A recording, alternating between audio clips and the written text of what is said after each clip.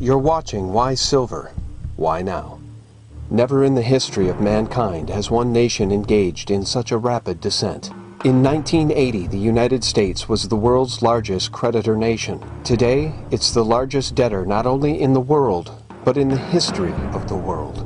We have witnessed massive corruption across all areas of society, from the Enron scandal to Bernie Madoff to trillions missing from the Pentagon, as Donald Rumsfeld publicly admitted on September 10, 2001. The aim of this microdoc is to help everyone not only recognize how dire the situation has become for America, but also to help you understand that there is something you can do today in order to provide some measure of protection for you and your family. So here are the facts. The corruption in our financial markets has been so widespread for so long that it has actually created opportunity for the properly informed. Because the Federal Reserve owns the printing presses which pump out our paper dollars, the controlling class has for years suppressed the free market prices of gold and silver in order to keep their paper dollars unrivaled. Yet, like a canary in a coal mine, the rising prices of gold and silver are signaling that something is wrong. So the bankers have flooded the market with paper representations of gold and silver in a coordinated scheme to keep those prices down, thus keeping that canary alive. And people will say, well, and you've heard it today, there's not that much physical metal out there. There isn't. But in the physical market, as the market uses that term, there is much more metal than that. There's 100 times what there is. But it's no longer working. The bankers are losing the battle. Precious metals are financial assets, and like currencies and T-bills and T-bonds, they trade in the multiples of 100 times the underlying physical.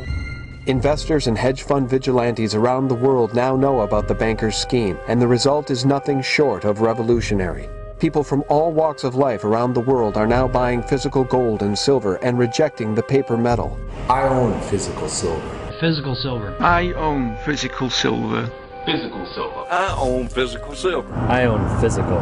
Add to that even a few nation-states actively acquiring physical metal, and it all adds up to yet another paper Ponzi scheme collapsing.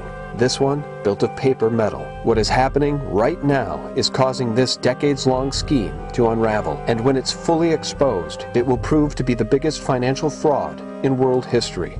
So, if you purchased silver a year or two ago and you've doubled your money, do you sell now?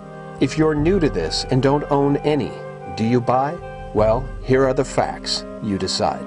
The industrial demand for silver has been growing year in and year out, draining some 800 million ounces of physical silver from world markets every year, with a worldwide mining production only providing approximately 550 million ounces per year. You can see the problem. The United States government owned 2 billion ounces of silver in 1990. Today, it has zero. There is not enough physical silver to meet industrial demand or investor demand. In fact, to rechannel investor interest in silver away from physical and into yet more paper, J.P. Morgan, the very bank being investigated by the Department of Justice for fraud, created the SLV ETF, a paper tiger, which according to the esteemed Harvey Organ and other researchers like this one who have read the SLV prospectus, the SLV listed on the NYSE has no physical silver behind it, and when the paper Ponzi finally collapses, those holding paper representations of silver through the SLV will find they are listed as unsecured creditors. So what does it all mean? Well, here's the deal.